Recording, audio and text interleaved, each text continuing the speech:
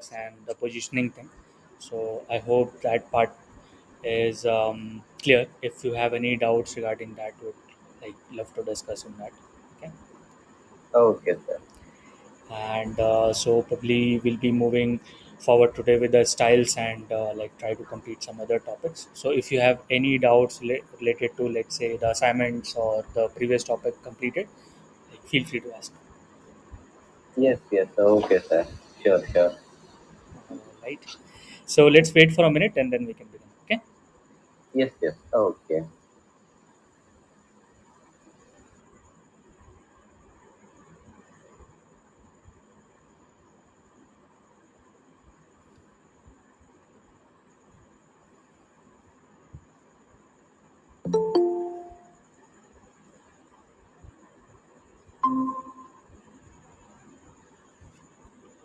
Hi Sadeep.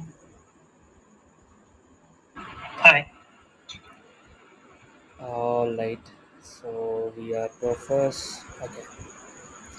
Just a sec. If someone joins, then otherwise we can begin in a minute. Okay. Let me have a call. Okay.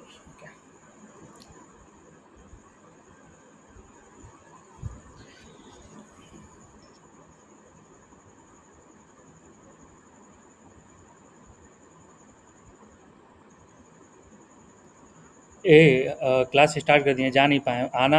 8 बजे से पहले आ जाओगी ना तो एक तो एग रोल लेते आना, ठीक है। एग रोल लेते आना एक तो। अच्छा ठीक है, ठीक है, कोई बात नहीं। ठीक है, कोई बात नहीं, हम आ जाके ले लेंगे। ठीक ठीक। ठीक।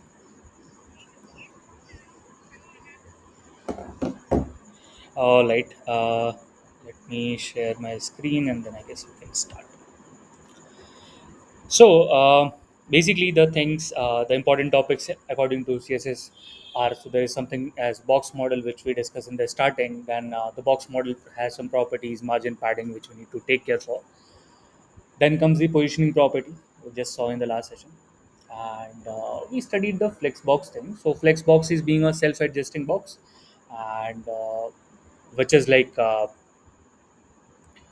let's say, so if there is a content which like adjust according to the page. For example, if you want to decide for very different size of devices, so you can go with um, let's say different type of styles. Otherwise what we choose or tend to choose is flex boxes because they are self-adjusting. And let's say there is a container and there are lots of item in there and they want to adjust their sizes according to the screen width or something, so that is already handled. So that is why we choose Flexbox. We'll use it in our code so that we have a practical example on that. Okay. Let me drop a message.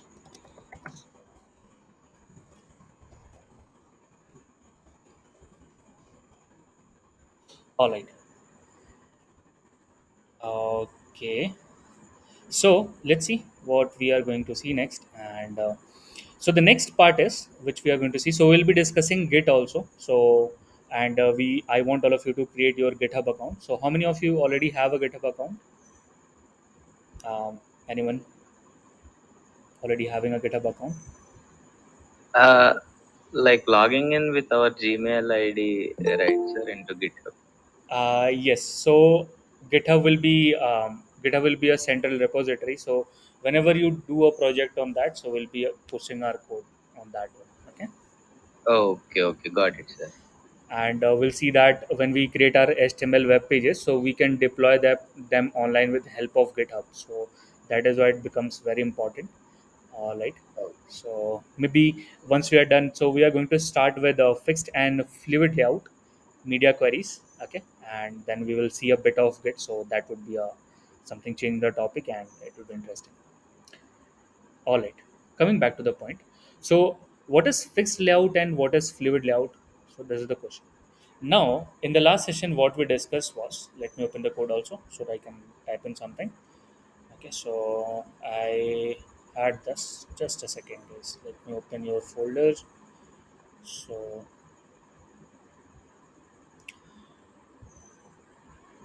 all right. So this is March. Okay, so this is the flexbox. Okay, so there is one thing which we need to discuss. Okay, so we'll discuss it till this in the end.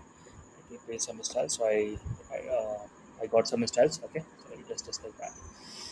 All right. So fixed layout and fluid layouts. So fluid layouts mean that in the last session we saw, for example, the units. Okay, so the units were of two types. So either we go with percentages. So let's say that I have a div, and this div is getting an ID. Let's say um, div one. Okay, and there's some content written inside it. So maybe there is a dummy text. So where do we get dummy text? So we can say, okay, so this is. Let me copy and paste it over here. So I want to see just a second. So let's copy this and let's paste it in over here. Now the point is, I have two choices for styling this one. So let's say I either go with this style, um, hash div one. Okay, so either I go with this style. So and I can say that the font size I would be having here is 20 pixels. Now what is the effect we are going to have here is, let's see. So this is the font size 20 pixels. Now let me copy the path. Just a second, guys.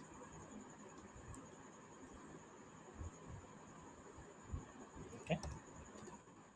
Let's say this is the text we are having. Now this text is given as font size of 20 pixels. Now the point is, if I just try to open it in a mobile device, okay, so this is what we are having. Now one thing is good here is our div is not having any kind of, let's say, height and width, so there is no restriction on the text. The 20 pixel is here and 20 pixel is in the text. Now the things changes when we do something like this. Now, okay, just a second. All right. So the things changes when we say my div one is going to have some height, so maybe 100 pixels, and let's say the width is something going to be 200 pixels or so. Oh yeah, let's increase it so we can have it as 700 pixels. So this is good for the desktop, but when we switch to mobile devices, so there's something this is happening. Now the thing here is, if you have just noticed, the text which we are having has automatically decreased its font size. Okay. So to adjust in a mobile device, this things already happens. Okay. Now if I just go by this one, so it is self-adjusting text. But at any point, it may be readable, it may not be readable. Okay. So the same text on the desktop looks something like this. Just a second, guys. All right.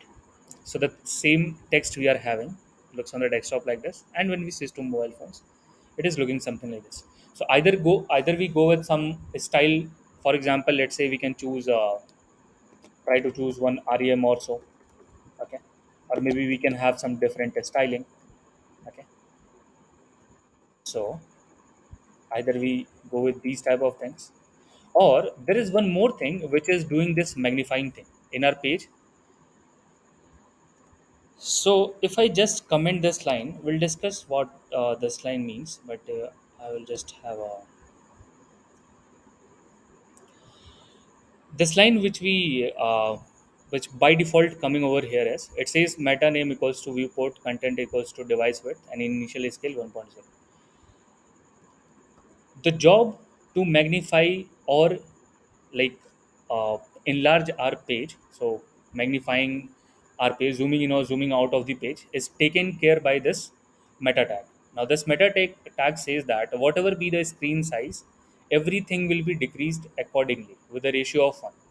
That is why when this is enabled, so you'll see a change, so you will see a change in the text too. So let me just have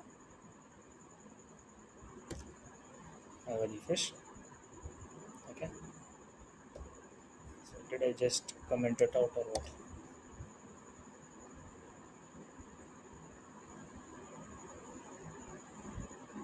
Okay, sorry.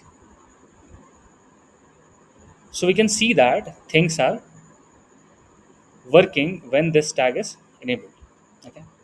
Now if this tag is disabled, so let's just disable it once and let's check it out. Okay, one more thing to add over here is the styles.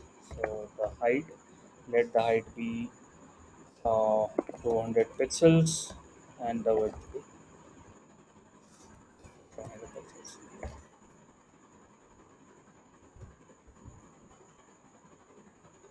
So this is what it is happening. So, and if I just have a quick refresh,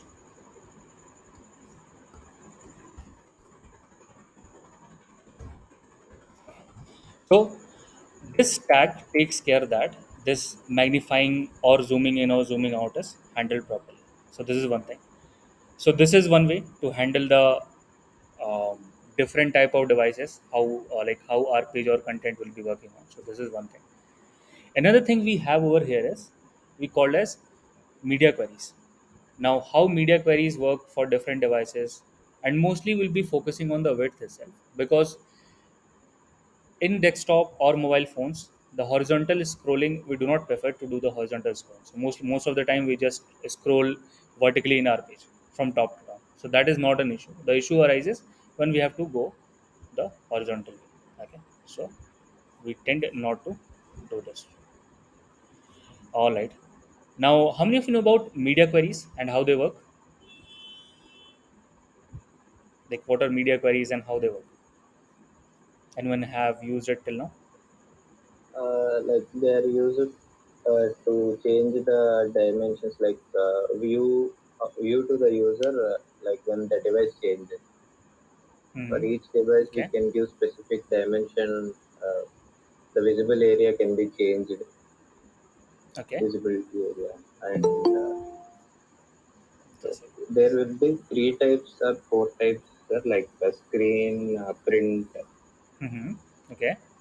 All right. studios, and we. Mm-hmm. Okay. Okay. So there's Yes, something. yes. Yeah. Uh, Anything you want to add? Okay.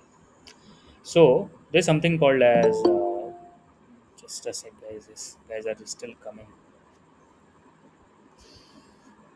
All right. Okay.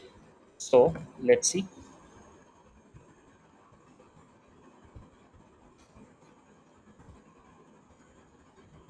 Now, why I'm using max width, we'll see this part. So, let's say that 512 pixels. So, 512 pixel is considered as the mobile width, the maximum width a mobile can have. The screen, obviously, is 512 pixels. There's a 976, okay, for the tablets, and more than that is considered for the desktop.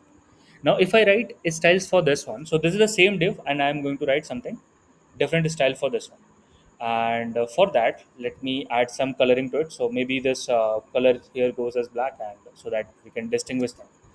So, and for the same div, I'm having this style, and for the same div and mobile devices, I can go with different type of styles. So I can say that let's say the color, the text color basically, or something like this. So maybe I can choose uh, this color.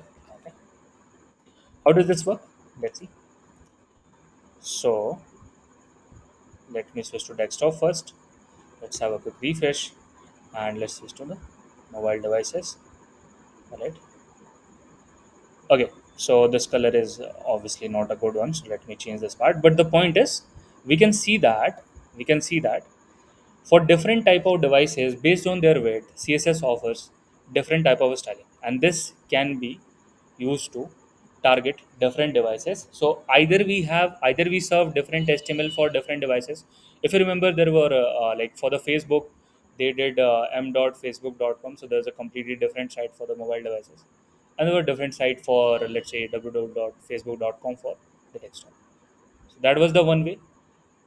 Or having the same page with different styling, we can choose the media queries. One more thing over here is the same, there's no restriction on the number of media queries we can have. You can have more than one media queries. For example, let's see this one. For the mobile devices, it's done. Now, let's go for this part. Let me just close it. Okay, all right. So did we do any mistake? Yes. Is this braces extra? Yes. Yes. Or not? So this is for Dev one. This is for the rest, and this one is basically okay. All right. Now 512 pixels for the mobile devices. I can have 976 for the desktop device. Just a second, guys.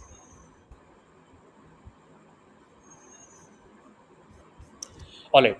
So 976 for the tablet one. Now the max width says that this is the maximum width of the device. It cannot go beyond that. Now color I can choose this. So let's say so I'm distinguished based on the color whatever we are having at the point. Okay. So we can put on any type of thing. So that's not a restriction over here. So there are three things. One which is by default style. Other one which is the maximum for 976, and third one is the 512 pixels. So let's see how they're working and how we can resize our page and check it out. So what we can do here is, so this is the by default style. Now let me try to decrease width bit by bit. So the width I can see here is okay, all right. So let me just okay. So it is 850 pixels. Okay, so 976 and below is taken as the part of our tablet device, whatever styles we are applying. So I cannot decrease it beyond this point. So maybe I can go with the mobile device layout. So when I go with mobile device layout, so this is 512 pixels, okay, and I can see that there is a different color which is being applied. So this is how we can target different devices with the same HTML code, although the style may be different. So we do not need to like take care of the common style. I can just avoid this one, okay. So it just has to override the style what we want, okay, not the complete style. Remember, do not do this thing. So if I just cut this one, so we have to take care the style should not be overwritten. All right, just a second. This is for different, this is for diff, and what we did wrong. So this should be closed here, right? This should be closed here, and this should not be here. Okay, so this shouldn't be here. And why is the case? Let's see. Again, let me switch to the mobile ones. Have a refresh.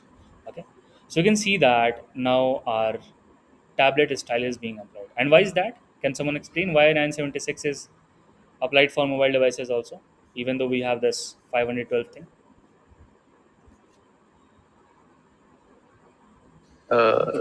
It is defined at last, so HTML recognizes this media tag which is at the last, right?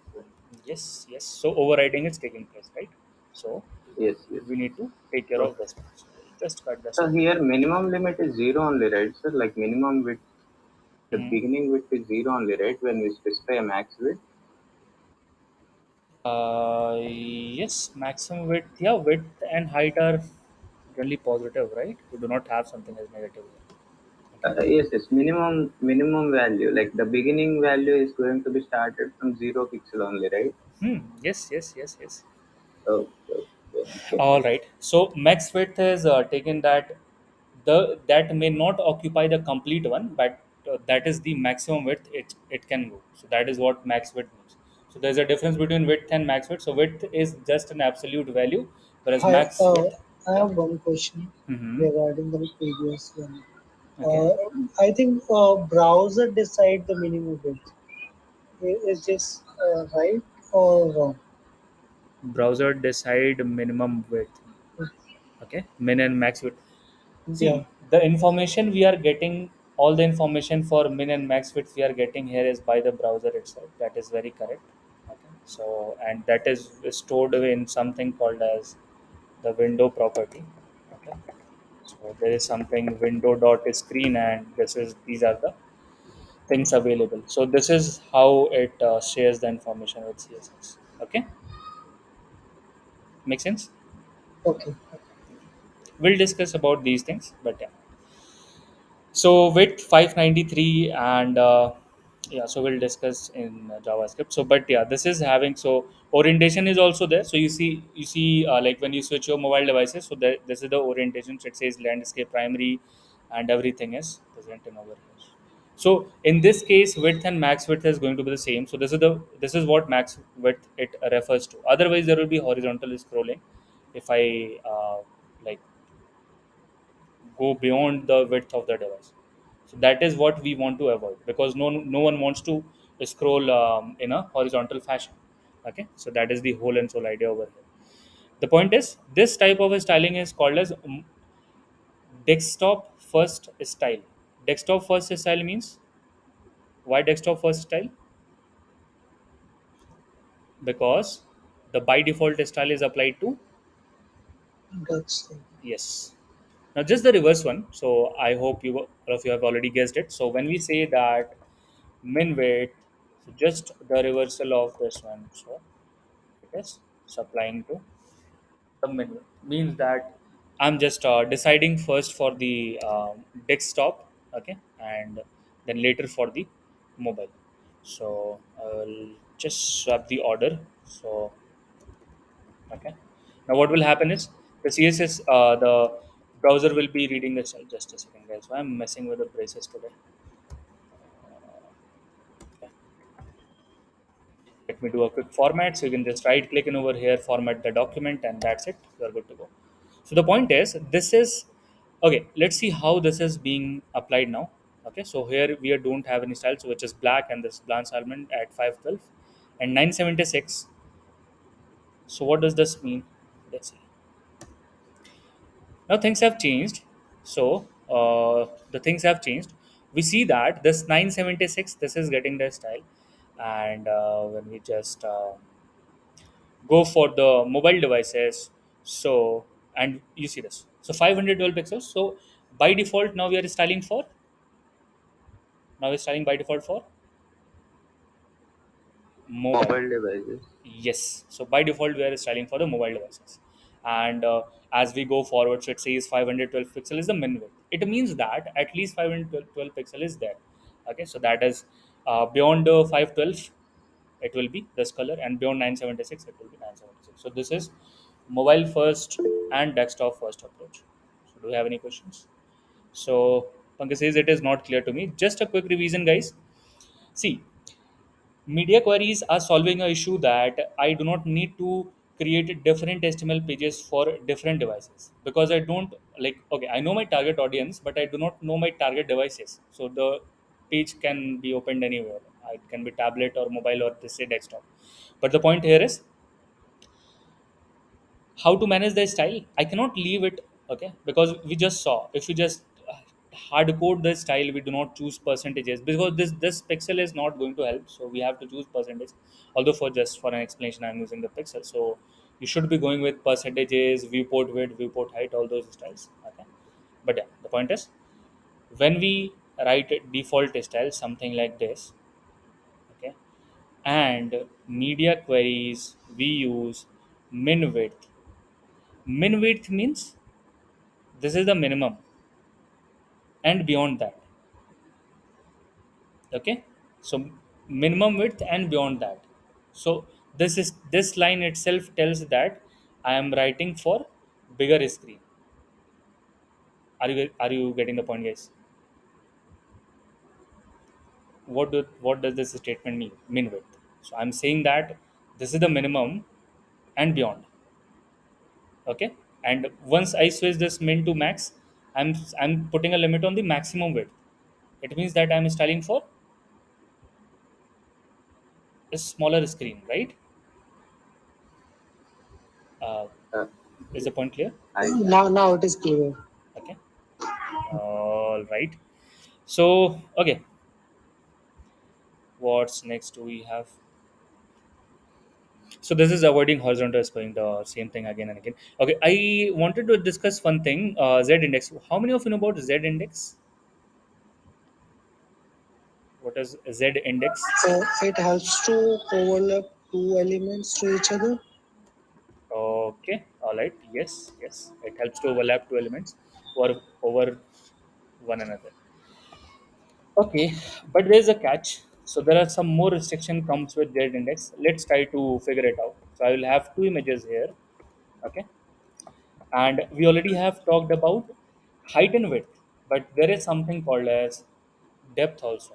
So Z index manages the depth, but how that is taken care of and how Z index not work always. So I already have a link over here. So Z index and why Z index doesn't work, and maybe we can take some help over there. But the point is, let's say we are having two images and I want to have overlap. It can be any case.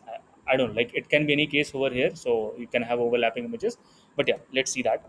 So id is equals to div2 and let's have some ids for these two images also. So I'll say I'm d1 and the next one is I'm d2.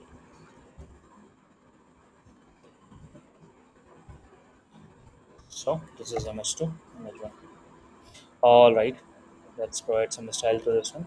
I'm just commenting this off. Okay, so if you have any doubts, we can discuss it again. But just comment this off. So hash div2 and giving it a position of a relative. So I hope positioning is not clear for us. So giving it a height, um, let's say 400 pixels, then the width comes as 400 pixels. This time giving a border so that we can distinguish one px solid and this takes as a black. All right. Finally, the image one. Okay, let's get the images first.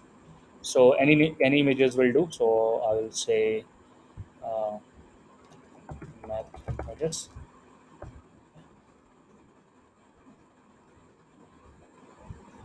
So let's just take the address.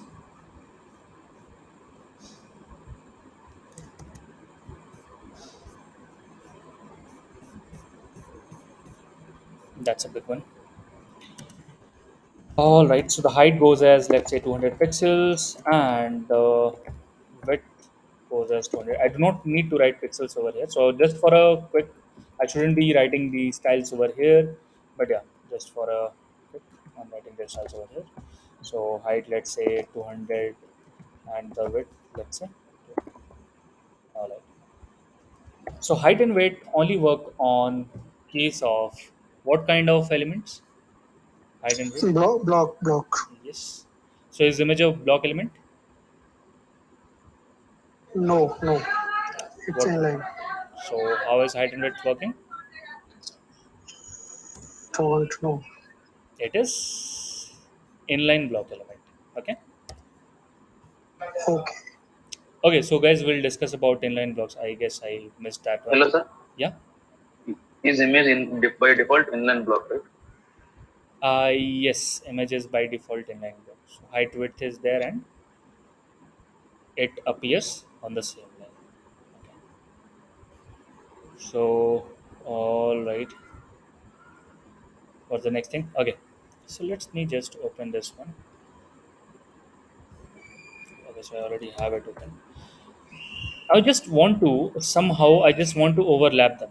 Okay, so let's say I want to overlap these images, and why? So that can be a use case. Maybe I want to create a carousel or something. So carousel is like the images that is scroll. So you click on the next one, so that goes behind it, and something. This kind of things happen. So let's try to overlap it.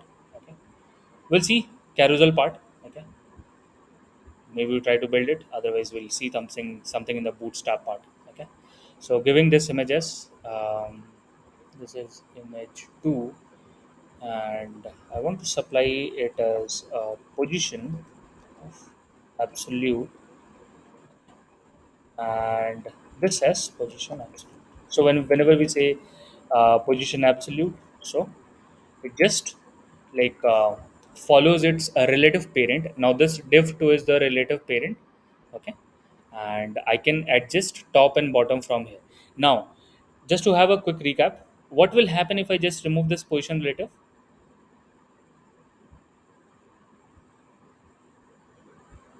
It will be relative to the body type. Yes. So it will be relative to the body tag. Okay, just a second, guys. So it should have gone to the body. Okay, so do we have any other tag over here? Okay, let me comment it out and then come over here.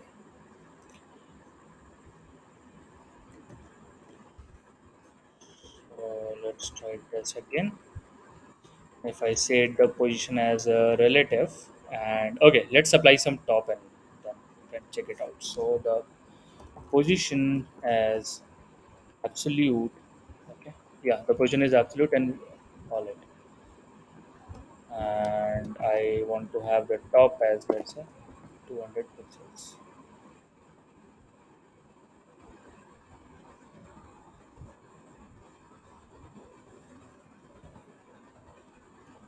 Okay, so yeah, now this is working. So you can see that since it does not find its relative parent, it is taking the relative as its body.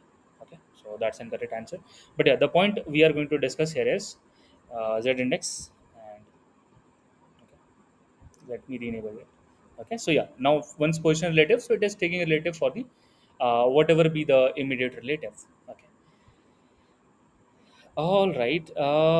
Okay, let's give it some z index. Okay, z index to this one. Now z index, the one logic is it only works when the position is other than static. Okay, so it only works when the position is static. Now that thing is hidden. So if I just don't want it to be hidden, so I can give the z index. Okay. If I don't supply the z index, see this guys. So if I just don't supply the z index, so when more than one element is stacked on the top of each other, so there's a depth. Okay, no height width, it's just a depth. Now more the z index, uh, the, that will appear on the top. Okay. The carousel part I was just talking about. So let's say that some you want to display something like this, left 20 pixels.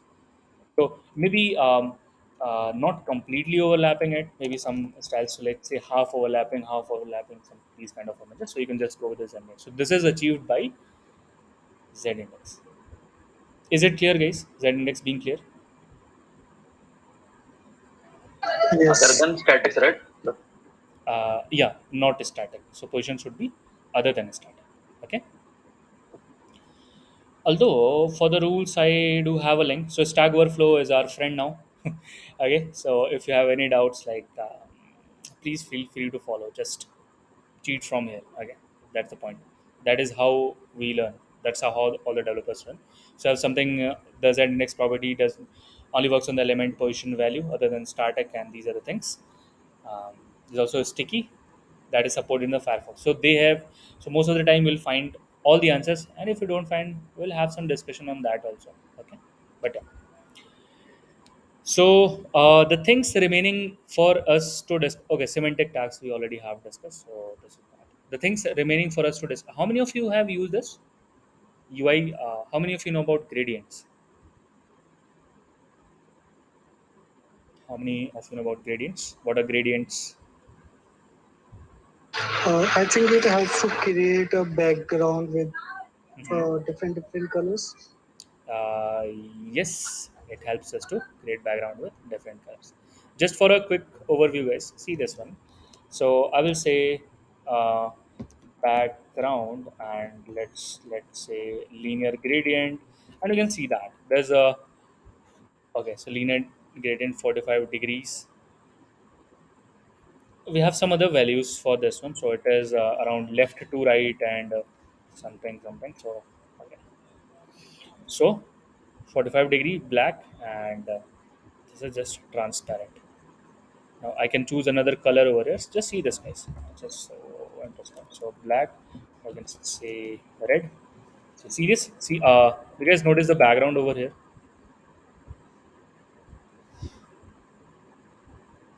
Okay. For the first value, so linear gradient, top. Okay. So it is exactly, so linear I gradient. think top to bottom. Yeah, so two I have to add, right? Yeah. Okay. So just so top to No, top. And there's should be a space between top to. Yeah. okay. There is something we are missing. Let me check. So and yes, I why I'm saying UI gradients. Just see this, guys. So there's a site UI gradients, and I love to use it. So there's lots of, instead of using images which may take time to load, you can just go with the UI gradients. You can see that how this is being applied. Okay, so it is two right, two top. Okay. So for example, if I can select show all gradients, so I have all these over here. Okay, and let's say we choose the evening night part, and just click on this one. All right, let's use.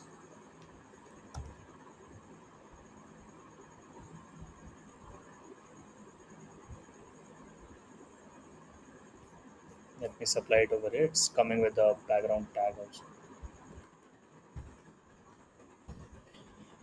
So this is the background which we have. This is the linear gradient, and two right, and these are the two colors. So let's see how it is being applied. So we can see that this is the other. So this is how linear gradient works. Is it clear, guys? Any doubts in here? Hello, Yeah. hello. Uh, So right is I understood, and I understood. But like when you give angle, how it does it work? Like from where to where, like the color. okay.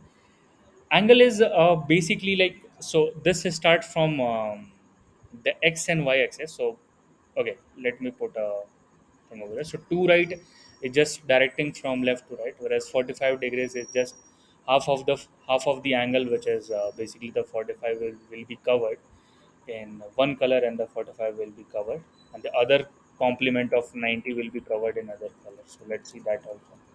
So if I say 30 of degrees, so you can see that the 30 of the degrees, this half of it is covered. Let me hide this images. So how can I hide these images, guys?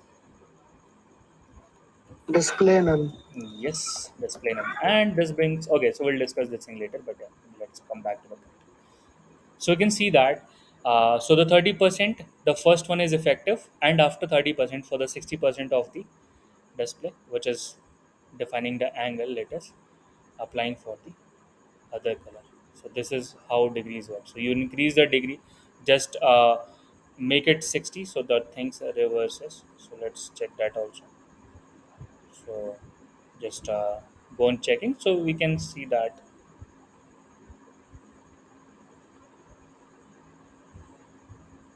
Okay.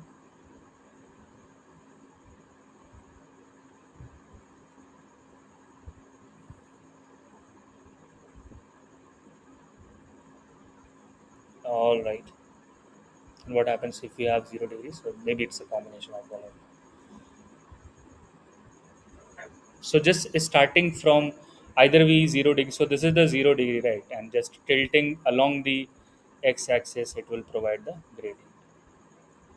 Okay. All right. Coming back to the point. So there is also something. So for this degrees, now there is a better one we have. So for the degrees, if you want, so you can use a radial gradient. Okay. So there is something called as a radial gradient. But yeah, for radial gradient, we need to change the value. So there is a linear gradient, and there comes a radial gradient. So how radial gradient work? Let's see that also. So, but I am messing with the properties. So let's check this one out. I'm just messing with the values again. So radial gradient. Okay. And you can just always go through MDN docs. I have always said that, and I will be attaching the link also. So please follow this. Everything is detailed in over here. So here's a, someone wants to say something. Okay. So there are lots of properties, but let's just use this one. So you can just play with other ones. Okay. So we need, So I'll just paste this. That is pasting the background also. Commenting these three ones. So radial gradient is kind of like just a second, guys.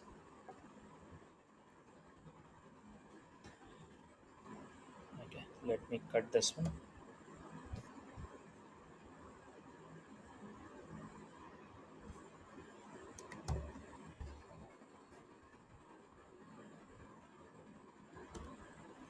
So just as starting from a center, so we can see that this radial gradient is just originating from the center. So instead of originating from the x-axis, just like the angles 30 degrees, 60 degrees, so instead of going from left to right or top to bottom, we can choose it from the center to the borders.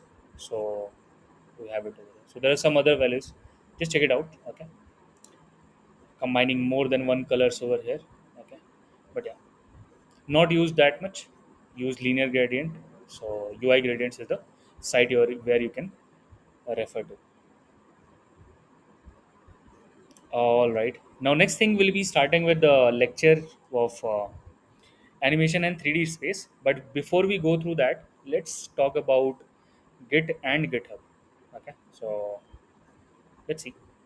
Now the point was whatever projects we are doing, so it is very important that we have a record of it. So whatever code I'm writing over here, if I have to share with you, or maybe I want to showcase the project, so I need to put it somewhere or host it somewhere.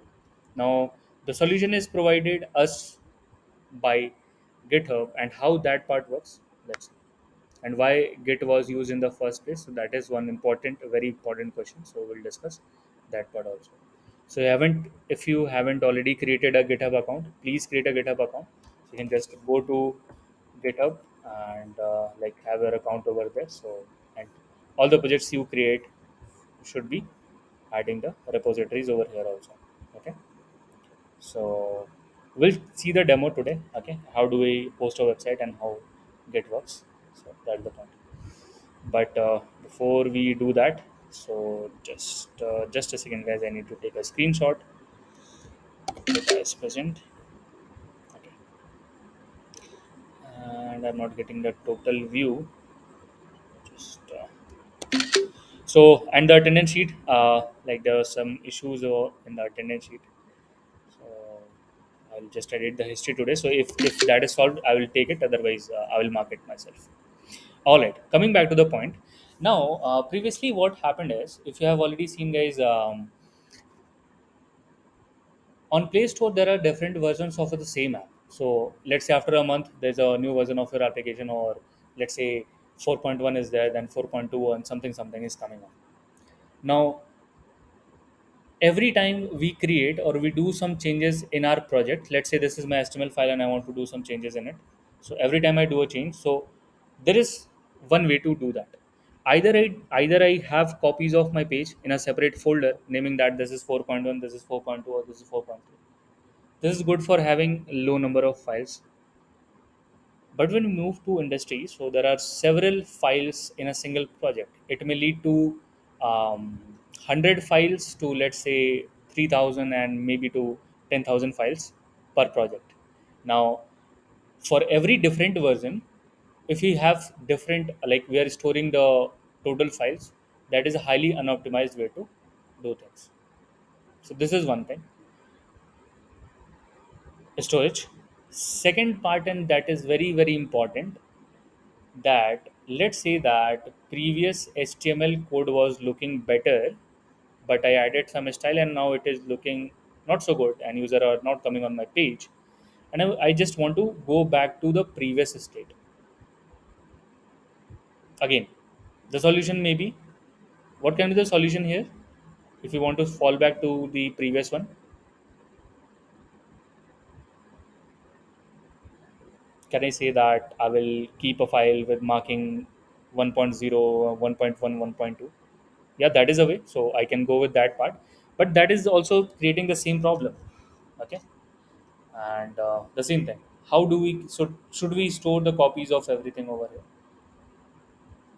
Although This brings us to a third problem. So you can say that, sir, you can use online storages. Very correct. We can use that. So they offer high storages with low prices. But the point is how to manage all these. That will be a really difficult task. And all the places are not safe to push your project. That is why we are going to see something as GitHub. I'm not a brand ambassador of GitHub. Okay, the technology we need to understand is Git. Okay, Git is a version control system, version control system or VCS. What is a VCS? So versions means this is my application, and tomorrow I come and I add some styles over it. So that is the another version. So I want to control whatever the versioning of my files is. So that is handled by Git. So Git is a version control system. How does that work? Let's see. I've already installed. So Linux machine, Unix machine already comes mostly with this Git thing pre-installed. So Mac and Ubuntu users already have this. But if you're on Windows, you need to install something called as Git Bash. So I'm just adding the link. Just try this part out. So Git Bash. Okay, you have to install this on your Windows machine. Okay, Mac and Linux do not require it, so I don't know like why they have it over here. So this is one thing. Let me paste it on over here. Coming back to the point. So the thing it will work is, so this is my project directory. So let's say this marchcn22 is my project directory, and I want to um, like control the versioning of these files. Whenever I make changes to these files, they are stored somewhere. But how is that possible? How is this managed? So let's see. And for that, let not control everything in over here. I will create a separate folder. I will say VCS dash demo. Okay, version control system demo. So how is version controlled? Let's see this. So I'll move this fluid layout thing in over here, and maybe I can move the flexbox thing in over here. Okay. So I have two things in my VCS demo. How is this thing working? Let's see. So I'll call this VCS demo, and over here, if you're getting it for now, it's okay. If not, that is also okay, because once the functionality is clear, it will be clear. Thing is, when you have installed Git in your folder, the folder or the project folder you want to control, you will run a command. So this is okay. So how many of you know like running command in the terminal with VS Code, and how many of you are using VS Code? First of all of you are using VS Code. Okay. What about the Yes. other guys? Okay. So, guys, if you have any doubts, anything related to this one, please ask. Now, how do we get a terminal in VS Code? Just go to the menu bar, hit terminal, new terminal. Otherwise, CTRL and the backtick. Backtick is below the escape key. So there's a tick. So that is called as the backtick. Okay, you see this ticks. Okay. The point is, in your terminal inside the folder, once you have successfully installed Git, it will say Git init. Okay. Here comes the first thing. When I say Git init, I am initializing Git in my system. Okay, so this is my working directory. Let's talk about this image I have added over here. I just going that side. Okay,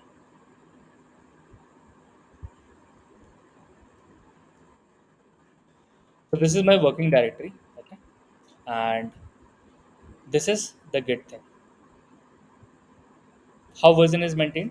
See this. So these are having as U written over them. What is U? So U is basically untracked, and you can see this thing over here. It has written 2.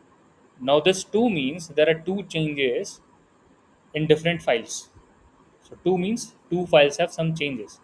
Okay, so for the time being you can understand that this is monitoring just the changes, added some changes. For the time being you can understand it as something which is monitoring changes. Okay, just for the time being. So let's see. So if I just comment this part out, if I just comment this part out, see this. When I save it, so you can see that there is again this file is showing me some change over. The very basic thing for Git is it is monitoring changes. And how is this is going to help us? Instead of creating a new file, a complete new version of my file, can I not say that, hey, I want to have a, like, let's say a watchman, so which is watching over my files, and he has just one job to see the changes. That's it. Not the complete file, not the complete project, just the changes in the file. So Git is what doing this part. So it is saying that this was there, but now it is commented. So there's a basic thing Git is managing, and it indexes these changes. So things which we see here is being indexed. Index means there is a marker put over here, and how does marker work? You can see that also. So we can go back in time also. So how we can go back in time? You see this discard thing over here. So you can say, sir, we can create, we can say CTRLs that undo the changes. Yeah, but that is only when your computer is alive, right? Once you are once shutting down, then that's it, right? You cannot do CTRLs yet now. So next thing would be you hit on discard changes and just have discard the changes. So it is maintaining index. It also knows what was the previous state of the file. You can try it out. You can just um, what to say, you can shut down and you can come back and discard. It will be discarded, okay, because the changes are now being saved. So instead of having different files, lots of files, this is one thing we can do. This brings us to the next part.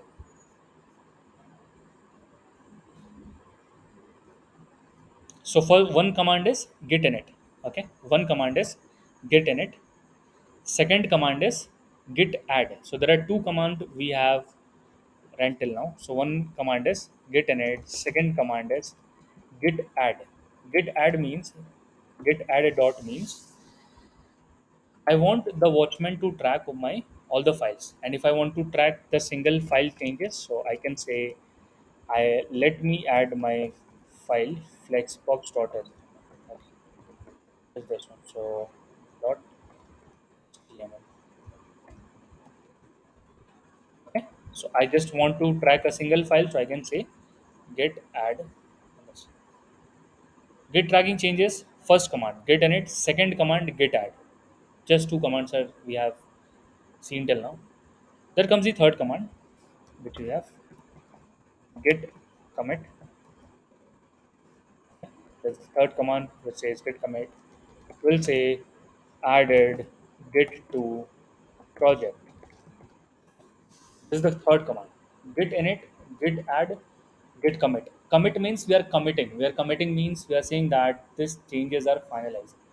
So we are giving the commitment that this is it. This is done for the like maybe for the time being. Okay, so we are done for the things. So that's when we say git commit. That says nothing to commit because we already committed. If you see, we just wrote some message and hit this tick. So that is the VS Code way of doing this. But I would highly recommend go and like please learn the commands, that is very much required. So git init, git add, git commit. So these are the three things which we are having. Okay, and now we have successfully created a version control system on my local project. Okay, so this is how I control my things locally. I can go back in time. Okay, I can see the changes. Now I want to show you something more. So that is not the changes we can discard, even we can discard the commits. How is that possible? So if you just see this one, no, you have undo last commit. So I can undo last commit. Now these changes again appears. So isn't it something like time traveling? Okay, so yeah, just going back the changes and like seeing everything what we already did. So this is how Git is helping us. Okay, and this is on just on the local. Now the same thing. Look, okay. Here's the point. Local is for local projects are good for the project where we do not have more than more than one contributor, or let's say there are two or three contributors. But the problem increases when we have 10 contributors, 20 contributors. For example, a company, so a startup or a company, so you know that lots of contributors over there. So a single person cannot have their own system. That brings us to a second part of Git, which we call as a remote repository. What is repository? This project directory called repository. This we call as local repository, and there is something called as a remote repository. The commands which we ran over here, the same thing is over here. Git init, git add, git commit. That's it. How do we have a local? So now local repository means creating a project and initializing it. That's it. Nothing more or nothing less than that. Next thing is, how do we create a repository? So just click on new. Okay, go, please create your account, go to GitHub, create your account. Just once you are successfully logged in, you can come over here and you can select on new repository. When you say new, it gives, and there is only one mandatory part you have to fill, which is name. So put any name you want. So you can say that Marchian batch, and you can say VCS and dash demo. That's it. Any name you want. No changes, nothing. Just this had to change. Not have to touch anything. Just create repository. Repository is a folder. That's it. Okay.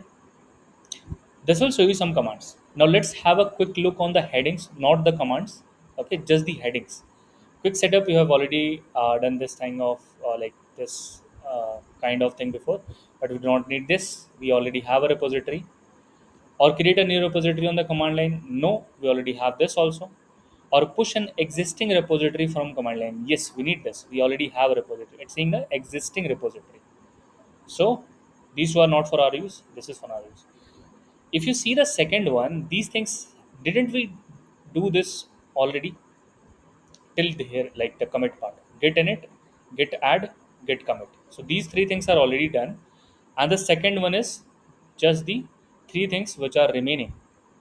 Let me run it and then discuss what are the commands.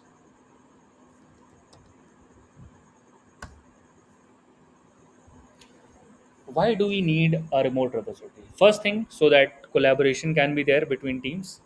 Second thing, it is safe. What happens if our machine gets cracked? Okay, so that's where we can head to and get our code. Coming back, okay, it will just take some time, not more time, some time to get through the commands, and it is very easy. Just English letters are there. So it says git a remote add. Now git add for your local machine, a remote for remote repository, where the origin is this URL, and this URL is protocol domain name username repository name dot git. Okay, so protocol domain is GitHub. So these offers, this are done by, there's two more good players. So one is Bitbucket and Gitlab. So gitlab.com and bitbucket.com, those also offers the same thing. But yeah, take it, let's go with GitHub. We'll talk about Gitlab later. And Bitbucket is used mostly by the enterprises. So HTTP, GitHub, username, and the repository name. So we just added a remote to our local one. So we are guiding our repository, local repository. Hey, whenever you have to update this URL. Okay. Next thing is branch, which we'll discuss in the next session. What is branching? The last one is pushing. So pushing means pushing your changes to a remote repository. Get push means pushing your changes to remote repository. Now these three commands, adding the remote, changing the branch name. What is branch, we'll discuss later, but understand that this is something like project itself. Okay. And the last command was get push, which we already did. And the terminal, we have got some URL, and this URL and this remote URL is the same thing. So we can just have a quick refresh and we'll see our files in over here. You can see the file over here. So we have successfully added the, and you can see the committed like thing over here. Just have a click over it. So it shows me everything what was added in my file and all the things are there. So this is the commit ID. Okay. So every change has an ID. Git init, git add, git commit, git add remote, git push. Okay. So these are the commands I have added. For the help, I have already added the basic command file in over here. So basic command for Git, just hit this URL, have a look, get comfortable, and we'll discuss further in the next session. Any doubts still here, guys?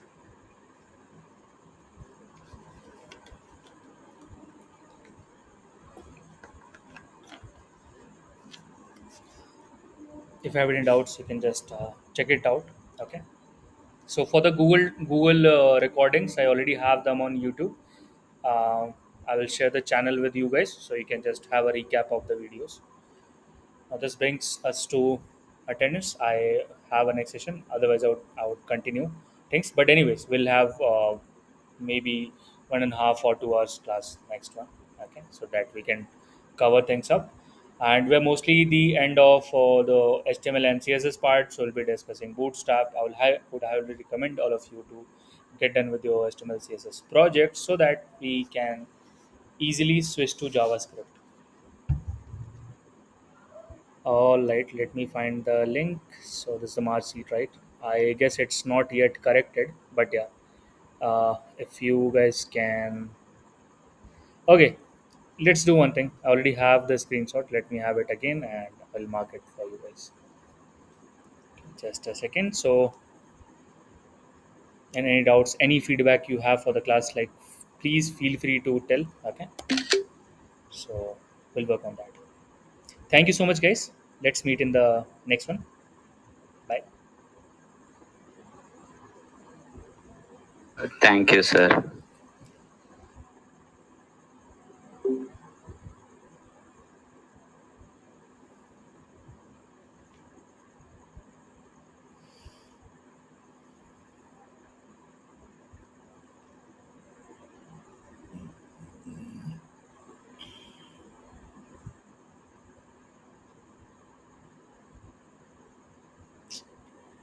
यार तुम सारे सुंदर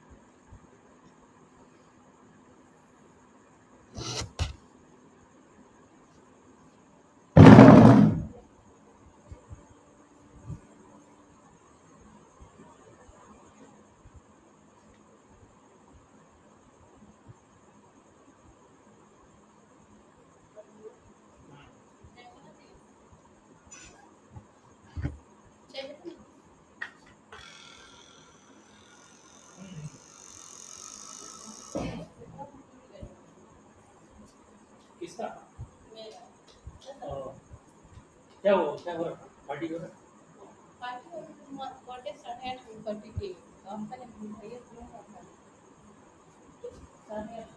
कहाँ है तो चार party जब कहाँ खाने जा चलो क्या बना हाँ हम्म, छोला हम्म, आ एथी हो देखे कर लो अरे का बोलेला हो क्या खीर पूरी रसगुल्ला सब चलो लोग हाथे बस ना ना कितना सब कितना हाथे लग ही है बनेगा तीन हाँ सब तो हाथे ही बनेगा हाँ सब हाथे ही बनेगा दिलीप से बनाओ करा चलिए नहीं है दवा पे भूले नहीं। लहसुन खाली छील ले बा झूठ ना बोलो रसगुल्ला ही बनाई है ना के क्या होगा खा लो था ना दवा पे। ना तन को ना हमर सोना बताया आप चाय पी लो हाँ जाओ हाँ अब माए थे चला गई मुस्कान में वो के भाई देखा का पता नहीं के मत भेज ले रजो के साथ जाई जाई हम कहने अच्छा सब कुछ चलेगा।